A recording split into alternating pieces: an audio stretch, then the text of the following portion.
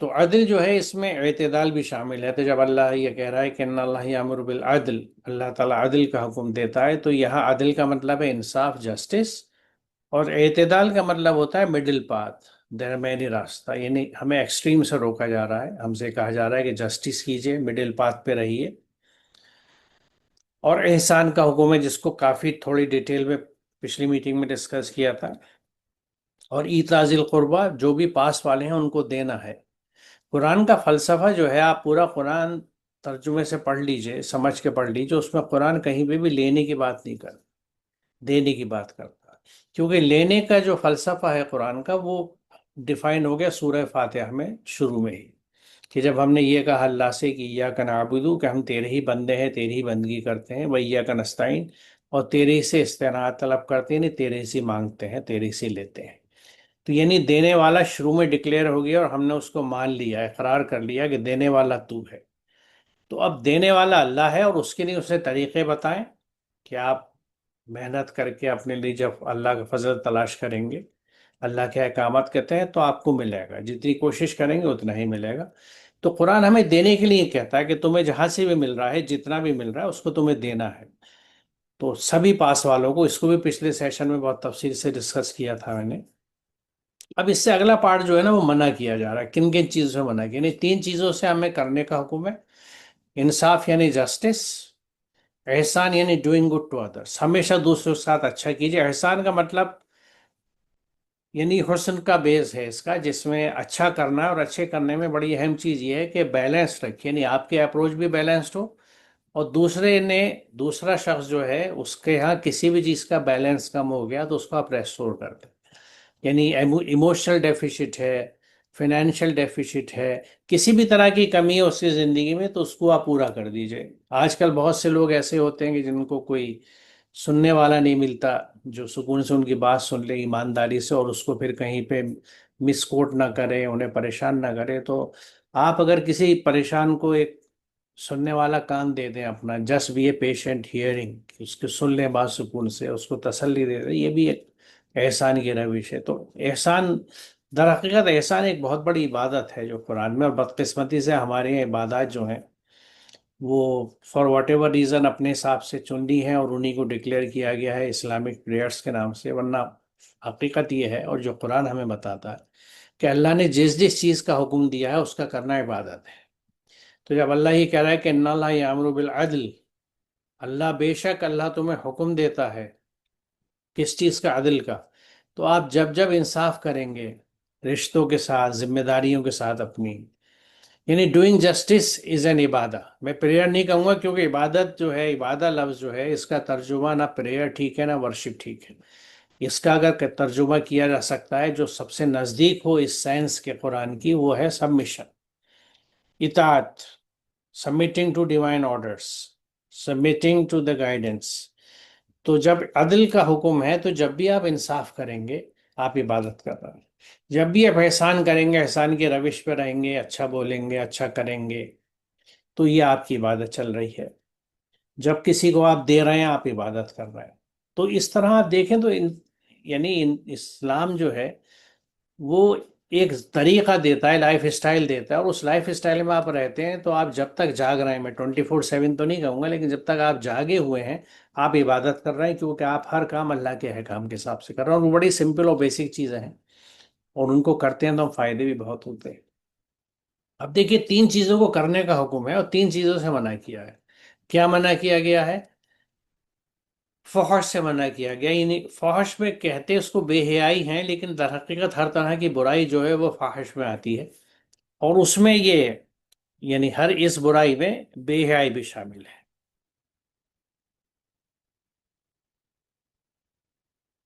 اب دیکھیے یہاں پہ اس کی اور وضاحت ہے کہ کہو کہ میرے رب نے تو حرام قرار دیا ہے بے حیائیوں. حرام کا لفظ ہے. فحش کو، یعنی جتنی برائیاں ہیں، بے حیائی ہیں، اس کو قرآن نے، اللہ تعالیٰ نے حرام کیا ہے. اور کیا کہا ہے؟ خواہ وہ کھلی ہو یا چھپی. یعنی چاہے آپ کھلے میں برائیاں کریں، بے حیائی کریں، بے شرمی کی باتیں کریں، یا بے شرمی کے کام کریں، یا چھپا کے کریں، یعنی تنہائی میں کریں، ان کو اللہ تعالیٰ نے حرام قرار دیا ہے. اس کو سمجھنا اس لیے ضروری ہے کہ ہم سمجھتے ہیں کہ حرام چیز کا کیا مطلب ہے. جب اللہ نے حرام کہا ہے کسی چیز کو تو پھر اس کے پاس نہیں جانا. اور وضاحت ہے کہ کسی بھی طرح کا گناہ جو ہے اور حق کے خلاف ذاتی، یعنی جو اللہ کے احکامات ہے جو حق ہے ان کے خلاف جانا. اور یہ اللہ کے ساتھ تم کسی کو شریک کرو، یعنی اللہ کے ساتھ کسی کو بھی جوڑ لیں، وہ چاہے بھلے ہی نبی ہو، کسی کو اللہ کے ساتھ شریک نہیں کیا جائے گا. جس کی سند اللہ نے نہیں دی، اور اللہ نے سند کسی چیز کی نہیں دی ہے کہ اس کے ساتھ ہوگا، وہ کہتا ہے اس کا حکم واحد ہے. وہی اکیلا ہر چیز کو طے کرتا ہے، ہر چیز کے بعد. اور یہ کہ اللہ کے نام پر کوئی ایسی بات کہو جس کو تم نہیں جانتے کہ اللہ نے کہی. یہ بھی، یہ سب چیزیں حرام ہی دی کہ حرام کی لسٹ ہے. اللہ سے جوڑ کے ہم کوئی چیز نہیں کہہ سکتے یہ اللہ نے کہی ہے. تو یہاں ہمیں یہ بات پتہ لگ رہی ہے، یہ آیت میں نے اس لیے لی ہے آپ کو یہ سمجھانے میں کہ فواحش جو ہے اس کو حرام بتایا گیا ہے. کسی بھی طرح کی برائی، چاہے وہ تنہائی میں ہو چاہے وہ کھلے میں. اس میں بے حیائی بھی شامل ہے، اور ہر وہ برا کام. اور برا کام کیا ہے؟ جس کو اللہ نے منع کیا ہے. اے نبی ان سے کہو آؤ میں تمہیں سناؤں کہ تمہارے رب نے تم پر کیا. بھی لفظ پابندی ترجمے استعمال کیا ہے، لیکن یہاں لفظ حرام ہی آتا ہے، اوپر آیا تھا. وہی بات ہے کہ اس کے ساتھ کسی کو شریک نہ کرو، والدین کے ساتھ نیک سلوک کرو، یعنی بالوالدین احسانہ، احسان کرنا ہے. اپنی اولاد کو مفلسی کی ڈر سے قتل نہ کرو، ہم تمہیں بھی رزق دیتے ہیں اور ان کو بھی دیں گے. یہاں ایک بات سمجھانی ضروری ہے، یہ سب سے یعنی ایک ضمنی بات ہے، اس وقت اس ٹاپک میں میرا فوکس نہیں ہے، کہ جو وَلَا تَقْتُلُوا اولادکم جو ہے یہاں صرف اس میں صرف قتل ہی شامل نہیں ہے. یعنی آج جو بچوں کو مارا جاتا ہے، خاص طور سے لڑکیوں کو فیمیل فیٹیسائڈ ہوتی ہے، چاہے وہ ماں کے پیٹ میں ماری جائے یا باہر ماری جائے، چاہے وہ جہیز کے چکر میں ماری جائے شادی کے بعد، ان سب چیزوں سے تو منع کیا ہی ہے. ایک اور چیز بھی ہے کہ قتل کرنے کا مطلب ایک یہ بھی ہوتا ہے کہ کسی کو آپ انفیکٹو بنا دیں، بیکار بنا دیں، بے اثر بنا دیں. یعنی آپ کسی بچے کو، اپنے بچوں کو اگر پراپرلی ایجوکیٹ نہیں کر رہے، ٹرین نہیں کر رہے، ان کو سماج میں کسی لائق نہیں بنا رہے، تو یہ بھی اولاد کا قتل ہے. اور اس کے لیے بھی قرآن یہ کہتا ہے کہ ہم تمہیں بھی رزق دیتے ہیں، ان کو بھی دیں گے. یعنی یہ رزق صرف کھانے کی بات نہیں ہے. اللہ تعالیٰ نے کھانے کی بات نہیں کہی ہے. رزق از آل پروویژن. ہر وہ چیز جس کی زندگی میں آپ کو ضرورت ہوتی ہے وہ رزق کہلاتی ہے. تو یہاں یہ بات سمجھنے کی ہے کہ اگر اولاد کو کوئی پڑھاتا لکھاتا نہیں ہے، یعنی مقصد کیا ہے؟ تربیت دینے کا، تعلیم دینے کا، کہ وہ سماج کا، سوسائٹی کا ایک پروڈکٹیو پارٹ بنے، ایک اچھے انسان بن سکیں جو سوسائٹی کو سرو کرے، فسادی نہ بنے جو ہمیشہ جھگڑے فساد دنگے کرتے رہیں. انسانیت کو سمجھنے والے، انسانیت کی خدمت کرنے والے. تو اس میں نیچرلی ماں باپ کی ذمہ داری ہے کہ اس کو قرآن بھی سمجھائیں تاکہ وہ اچھا انسان بنے، اور اس کو علم بھی دیں، یعنی ایجوکیشن بھی دیں، چاہے ٹیکنیکل دیں چاہے پروفیشنل دیں، جیسی بھی دیں، لیکن اس کو تعلیم دیں تاکہ اس لائق بنا دیں کہ وہ اپنے پیروں پہ کھڑا ہو سکے. تو یہ پورا اس کے ڈیولپمنٹ کا حصہ ہے. اور جب کوئی یہ نہیں کرتا تو اس کا مطلب اس نے اپنی اولاد کو قتل کر دیا. یعنی بھلے ہی اس نے اس کو زندہ رہنے دیا، لیکن اگر اس کو تعلیم و تربیت نہیں دی تو وہ بھی مرا ہوا ہی ہے، کیونکہ ایسا انسان جو ہے قرآن اس کو مردہ ہی مانتا ہے، جو سماج کے لیے بیکار ہو. یہ نقطہ تھا، اس لیے میں نے باقی پھر اس وقت یعنی کسی وقت اس ٹاپک کو پھر اور لے لیں گے ڈیٹیل میں. اب اس میں دیکھیے پچھلی آیت جو تھی نا کہ اے نبی ان سے کہو کہ میں تمہیں سناؤں کہ تمہارے رب نے تم پر کیا، یعنی کیا کیا چیزیں حرام کی ہیں. تو حرام کی لسٹ میں جیسے پچھلی آیت میں تھا، یہاں پہ بھی یہ چیز آ رہی ہے کہ ولا تقرب الفواحش ما ظہر منها وما بطن. بے شرمی، برائیوں کے پاس بھی نہ جاؤ، چاہے وہ کھلی ہو یا چھپی. اس میں ایک بات یہ میں بتاؤں کہ یہ دونوں رخ جو بتائے گئے ہیں کہ ولا تقرب الفواحش، دیکھیے اس پہ بڑی اہم بات یہ ہے کہ صرف برائی سے روکا نہیں جا رہا، بلکہ یہ کہا جا رہا ہے کہ ان کے پاس بھی نہ جاؤ. یہ غور کرنے کی بات ہے. ولا تقرب الفواحش، چاہے وہ کھلی ہوئی ہو چاہے چھپی ہو، ان کے پاس بھی مت جاؤ. پاس بھی نہ جاؤ سے کیا مطلب؟ پاس بھی نہ جاؤ سے مطلب ہے کہ آپ ان کنڈیشنز کو بھی اوائڈ کیجئے جن سے وہ برائی ہو سکے. یعنی آپ اس انوائرمنٹ کو، اس ماحول کو، ان چیزوں کو اوائڈ کیجئے where you are likely to fall in the trap. جہاں آپ کے لیے، جیسے آج وارننگز بہت آتی ہیں کہ بھئی یہ جو اسکیمز چل رہے ہیں یا آن لائن چیزیں ہو رہی ہیں فراڈس کی، تو کتنا الرٹ کیا جا رہا ہے کہ دیکھیے کوئی موبائل پہ میسج غلط آئے اس کو مت کھولیے گا، کوئی لنک بھیجے اس کو مت جوائن. یہ سب کیا احتیاط ہے؟ کس چیز کی احتیاط ہے؟ کہ آپ کے ساتھ کوئی فراڈ نہ ہو جائے۔ اسی احتیاط کا نمونہ ہمیں وہاں دکھتا ہے کہ ایک ماں اگر اپنے چھوٹے بچے کے ساتھ کہیں ایسی جگہ گئی ہے جہاں رسک انوالوڈ ہے، مثال کے طور پہ ریلوے اسٹیشن گئی ہے پلیٹ فارم پہ، تو ریل کی پٹری دور ہے، ٹرین دور سے آئے گی، لیکن وہ بچے کو بہت دور ہاتھ پکڑ کے رکھتی ہے، چھوڑتی نہیں ہے کہ کہیں بھاگ کے نہ چلا جائے۔ چھت پہ بچے کو لے کے گئی ہے اور چھت پہ باؤنڈری نہیں ہے، تو وہ بچے کو ہاتھ پکڑ کے رکھتی ہے کہ کہیں میں ہاتھ چھوڑ دوں یہ بھاگ کے گر جائے۔ ایسی احتیاطیں ہمیں رکھنی ہیں ان تمام برائیوں سے جس کو قرآن ہمیں منع کرتا ہے۔ تو یہ اس لیے آیت اہم ہے کہ ہر طرح، اب دیکھیے چاروں طرف آج ہمیں جس طرح کی برائیاں اور فحش چیزیں ملتی ہیں، ہمیں ان کنڈیشنز کو بھی اوائڈ کرنا ہے کہ جن سے ہم ان کے ٹریپ میں آ سکیں۔ دوسری بات جو ہے منع کرنے کے تعلق سے، جو ہے میں پھر اسی آیت کو سامنے رکھ دوں تاکہ آپ لوگوں کی نظر میں رہے وہ آیت جہاں سے ہم نے شروع کیا تھا۔ وَيَنْهَا عَنِ الْفَحْشَاءِ، جس کی بات ابھی کر لی، وَالْمُنْكَرِ وَالْبَغْيِ، یہ دو چیزیں اور ہیں، منکر اور باغ۔ منکر کہتے ہیں وہ چیزیں جس کو یعنی ایسٹیبلش نارم ہے سماج میں، جن کو برا سمجھا جاتا ہو، اور یعنی جن کو قرآن نے برا کہا ہو۔ تو جن چیزوں کے لیے قرآن نے منع کیا ہے اس میں یہ برائیاں بھی آ گئی سب، ان سے بچنا ہے۔ والبغ، بغ کہتے ہیں بغاوت کو، یعنی اللہ سے بغاوت نہیں کرنی، اس کے باغی ہمیں نہیں بننا، اس کا ریبیل ہمیں نہیں بننا، ان چیزوں سے ہمیں بچنا چاہیے۔ تو کل ملا کے دیکھیں تو یہ تین چیزوں کا کرنے کا حکم ہے اور تین چیزوں سے روکا گیا ہے۔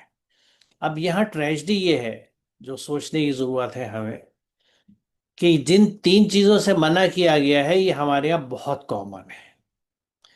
مثال طور پہ حکم ہے انصاف کرنے کا، درمیانی راستے پہ چلنے کا، مڈل پاتھ پہ چلنے کا۔ ہماری اکثریت ایکسٹریمز پہ رہتی ہے، غصہ ہوگا تو بے حد شدید ہوگا، نفرتیں ہوں گی تو بہت شدید ہوں گی، محبت ہوگی تو بے انتہا شدید ہوگی، درمیانی راستہ نہیں ہے۔ خرچ کرنے کے معاملے میں بھی ایسا ہی ہوتا ہے کہ ماڈریسٹ نہیں ہے، درمیانی راستے نہیں ہیں۔ اور جو انصاف کی جہاں تک بات ہے اس کی تو بہت کمی ہے، رشتوں میں انصاف کی کمی ہمیں دکھتی ہے۔ بہت سے ماں باپ ہیں جو اولاد کے ساتھ انصاف نہیں کرتے، پہلی ناانصافی یہ کرتے ہیں کہ وہ زیادہ تر معاملات میں لڑکے کو ترجیح دیتے ہیں لڑکی کو، وہ پریفر کرتے ہیں کہ لڑکا ہمارا بہتر ہے، کیونکہ غلط فہمی، یہ عجیب سوچ ہے جو چلائی جاتی ہے کہ صاحب اس سے ہمارا خاندان آگے چلے گا۔ یہ خاندان آگے چلنا کیا ہوتا ہے؟ کیا کہیں قرآن میں یہ حکم ہے؟ کیا یہ کنسیپٹ ہے؟ اور اگر ایسا تھا اور یہ چیز اچھی ہوتی خاندان آگے چلنے کی، تو رسول اللہ کے بھی تو بیٹے ہوتے نا۔ آپ کے ہاں تو کوئی بیٹا نہیں تھا، جو تھے وہ گزر گئے۔ آپ کے ہاں بیٹی تھی، آپ نے بیٹی ہی پالی۔ پھر یہ کہ دوسری ناانصافی یہ ہوتی ہے کہ بھئی لڑکے کو پڑھا لو، یہ کل کو ہمارا سہارا بنے گا، اور اس کو یعنی پڑھانا، تربیت دینا، کام سکھانا، ساری کوشش اس لیے بہت سی جگہوں پہ یہ ہوتا ہے، میں یہ نہیں کہہ رہا سب جگہ ایسا ہے، اس لیے ہی صرف نہیں ہوتی کہ اس کی شخصیت ہم بنا رہے ہیں، اس کو ایک اچھا انسان بنا رہے ہیں، بہت لوگوں کی فکر یہ ہوتی ہے اور کوشش کی ہمارے بڑھاپے کا سہارا۔ اب یہ بڑی عجیب بات ہے کہ ہم اللہ کو اتنا یعنی کنارے لگا دیتے ہیں کہ ہمیں بڑھاپے کے لیے اولاد کی یا لوگوں کے سہارے کی ضرورت ہے، کہ اللہ کافی نہیں ہے۔ لیکن یہ سوچ کا فرق ہے، اللہ تو ہمارے لیے ہر وقت کافی ہے، بلکہ اللہ ہی ہے جو ساتھ آتا ہے، کوئی اور ساتھ نہیں ہوتا۔ اگر اللہ ساتھ ہے تو وہ راستے پیدا کر دیتا ہے، اور اگر آپ نے اللہ کے سوا دوسرے راستے اپنے بنا رکھے ہیں، جیسے اپنی اولاد کو بنا رکھا ہے، یا بہت سے لوگ پیسے مال جمع کر کے رکھتے ہیں کہ بھئی کل کلا کو بیمار ہو گئے، پریشانی ہو گئی تو یہ پیسے کام آئیں گے۔ اسی کے لیے یہ بات قرآن میں کہی جاتی ہے آخرت کے تعلق سے کہ اس دن نہ مال کام آئے گا نہ اولاد۔ دیکھیے قرآن میں ہر چیز ایک حکمت سے ہے، ایک ریزننگ سے ہے۔ جب قیامت کے دن کے لیے اللہ تعالیٰ یہ کہہ رہا ہے کہ وہ دن وہ ہوگا جس میں نہ مال کام آئے گا نہ اولاد، تو اس کا مطلب ہے یہ دو چیزیں وہ ہیں جو انسان کو بہت عزیز ہیں اور جن پہ وہ بڑا تکیہ کرتی ہے، بہت ڈیپینڈ کرتے ہیں اپنی اولاد پہ، اپنی مال پہ۔ قیامت کے دن اللہ کہہ رہا ہے کہ نہ یہاں آج نہ مال کام آئے گا نہ اولاد، سوائے اس کے کوئی قلب سلیم لیے ہوئے۔ قلب سلیم یعنی سبمسیو ہارٹ، ایک ایسا دل جو پوری زندگی میں اپنی اللہ کے احکامات پہ عمل کر کر کے بالکل ٹرینڈ ہو گیا، جیسے آپ جانور کو سدھا لیتے ہیں نا، ٹرین کر لیتے ہیں کہ جیسی آپ کی کمانڈ ہوتی ہے ویسی چلتا ہے. تو جب آپ اللہ کی کمانڈ پہ چلنے والا اپنا دل بنا لیتے ہیں تو وہ کبھی بھی اللہ کے حکم سے نہیں ہٹتا اور ہمیشہ حکم پہ ہی چلتا ہے. یہ ٹرینڈ ہارٹ جو ہے یہ قلب سلیم کہلاتا ہے. سلیم کا مطلب وہی ہے اللہ، یعنی جو اسلم کا، اسلام کا، مسلم کا ہے، کہ ون ہو ہے سبمٹڈ. تو اسی لیے اس دل کو تیار کرنے کے لیے پوری زندگی ہمیں اللہ کے احکامات پہ چلنا ہے. یہ دل ایک دن میں تیار نہیں ہو جاتا اور ڈیفارم ہوتا چلا جاتا ہے اللہ کے احکامات سے ہٹنے سے، تو پھر اس کا سدھرنا مشکل ہو جاتا ہے، مشکل سے مشکل ہوتا چلا جاتا ہے. جتنے دن اللہ کے احکامات سے ہٹ کے ہم اپنی آزاد زندگی گزارتے ہیں، اپنی خواہشوں سے جیتے رہتے ہیں، تو اتنا ہی دل خراب ہوتا چلا جاتا ہے اور اس کو سنبھالنا اتنا ہی مشکل ہو جاتا ہے. تو یہ تین چیزیں جن سے منع کیا جا رہا ہے ہمیں، یعنی سوری، تین چیزوں کو کرنے کا حکم ہے: عدل کا، احسان کرنے کا، اور پاس والوں کو دینے کا. اس کی ہمارے یہاں بہت کمی ہے. عدل کے بارے میں نے آپ سے کہا کہ انصاف، آپ دیکھیے، میں چونکہ ایجوکیشن میں رہا ہوں، ایجوکیشن سے جڑا رہا ہوں، اور میں یہ سمجھتا ہوں کہ پیرنٹنگ کے بعد سب سے امپورٹنٹ رول ٹیچرز کا ہوتا ہے سوسائٹی کو بنانے میں. ٹیچرز کا سلیکشن ہمارے یہاں کیسا ہوتا ہے؟ کیونکہ میں کالج سے لے کے یونیورسٹی تک سلیکشن کمیٹیز میں بیٹھا ہوں، آپ نے یہاں دیکھا ہے اور آج پھر دیکھ رہا ہوں. فیئر سلیکشنز نہیں ہوتے، ہر جگہ رشوت ہے، بے ایمانی ہے. اور وہاں لوگ یہ نہیں سوچتے کہ جو چیئر پہ بیٹھے ہوئے ہیں وہ اگر غلط سلیکشن کر رہے ہیں، ناانصافی کر رہے ہیں، تو اللہ کیا جواب دینا ہے. اور جواب ایسا نہیں ہوگا یہ. کیونکہ دیکھیے، جب کسی غلط ٹیچر کو آپ نے اپائنٹمنٹ دے دیا تو کم از کم 30 نسلیں خراب ہوئی. کیونکہ اگر وہ 30 سال سروس کرتا ہے آن این ایوریج، تو 30 جنریشنز یعنی 30 بیچز اسٹوڈنٹس کے وہ خراب کر دے گا اپنے غلط کاموں کی وجہ سے. تو یہ ایک جو برائی تھی یہ کتنی ملٹیپلائی ہو گئی، کیونکہ آپ کی وجہ سے وہ انکمپیٹنٹ ٹیچر سلیکٹ ہوا. اس سے جتنے بچوں کی زندگی خراب ہو رہی ہیں، ان کا فیوچر، ان کی لائف، اس سب کا گناہ اس سلیکشن کمیٹی کے اوپر آ رہا ہے جس نے اس ٹیچر کو رکھا تھا. تو یہ ہمارے لیے گناہ جاریہ ہو جاتا ہے. اور آپ نے ایک اچھا ٹیچر رکھ دیا، وہ بچوں کے ساتھ محنت کر رہا ہے، پڑھا رہا ہے، ان کی زندگی سدھار رہا ہے، ان کو گائیڈنس دے رہا ہے. تو یہ ثواب جاریہ ہے آپ کے لیے، کہ آپ کو بھی ثواب ملتا رہے گا اس کے اچھے کاموں کے، جو اچھے نتائج ہوں گے، جو بچے سدھریں گے، اچھے راستے پہ جائیں گے. تو یہ چیزیں بڑی اہم ہیں. ہم وقتی فائدوں کے لیے، دیکھیے اسی کو قرآن یہ کہتا ہے کہ اللہ کے احکامات کو تھوڑی قیمت پہ نہ بیچ دو. اللہ کی آیات کو بسمنن قلیلہ کا لفظ ہے، تھوڑے مال کے لیے اللہ کی آیتیں نہ بھیج دو. یعنی اللہ کے جو احکامات ہیں تھوڑے سے فائدے کے لیے ان کو پیچھے مت ڈال دو، ان کو اگنور مت کرو. کیونکہ یہ جو بھی فائدہ ہے تھوڑی سی زندگی کا ہے، اس کے بعد ایٹرنل لائف میں جو حالت ہونے والی ہے اس کو اگر آدمی سوچ لیتا ہے تو وہ کنٹرول کرتا ہے. جن تین چیزوں سے منع کیا جا رہا ہے وہ ہمارے یہاں بہت پھیلی ہوئی ہے. برائیاں اور فحش آج کل بہت پھیلا ہوا ہے.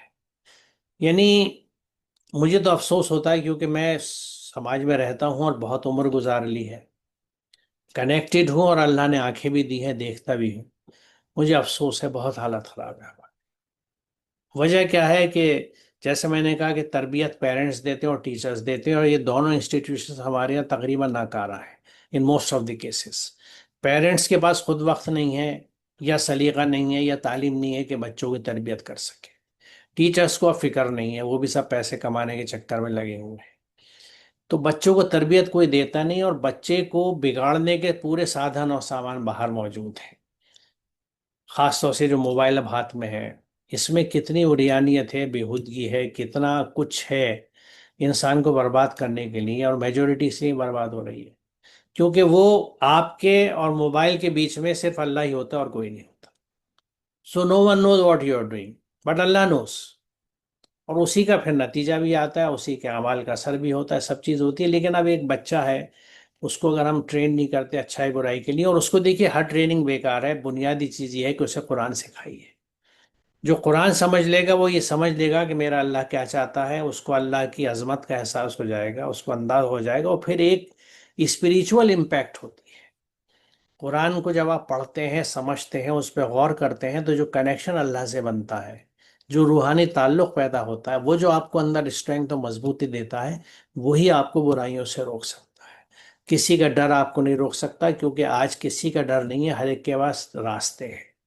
اگر کوئی برا کرنا چاہتا ہے تو آج جیسے کہاوت ہے نا کہ کوئی مائی کا لال کسی کو نہیں روک سکتا اگر اس نے طے کر لیا ہے.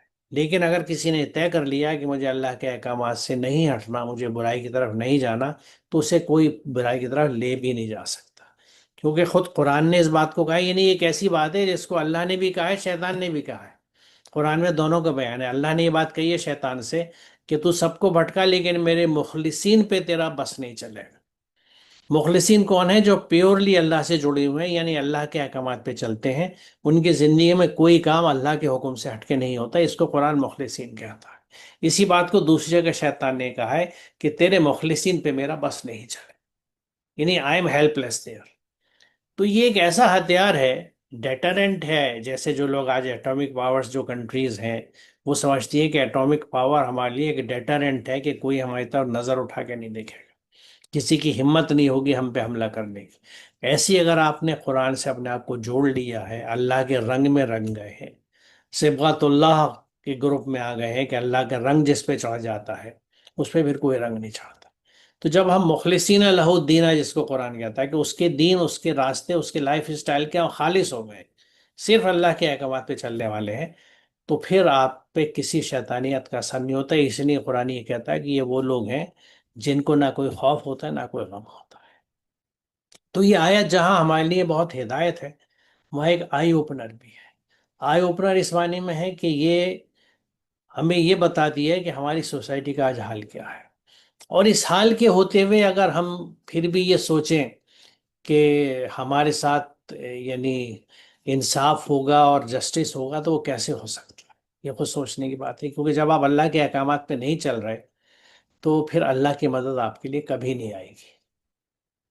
تو میرے خیال میں یہاں رکتا ہوں اب، اس آیت کو مکمل مجھے آج کرنا تھا، تو اب we are open for questions, کسی کا کچھ سوال ہو، پوچھنا ہو کچھ، یا جو بھی ہو، کوئی کمنٹ ہو تو آپ لوگ بتائیں۔